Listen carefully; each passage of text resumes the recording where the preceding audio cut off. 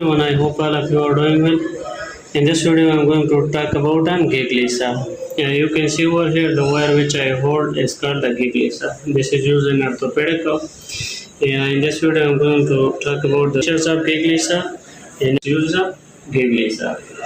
So you can see over here, this is a long wire about 30 centimeters, which have hook in their end. You can see over here, these have two hooks at their end, and these two are the handles of the gigli saw.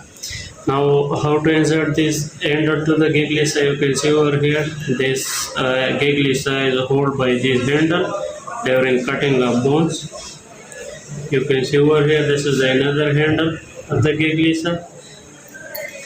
Now, what are the uses of gigli saw? This gigli saw is used during amputation, where smooth cutting of the bone is required and where skin is to close. So this was all about gigli saw. For more videos, subscribe, like and share.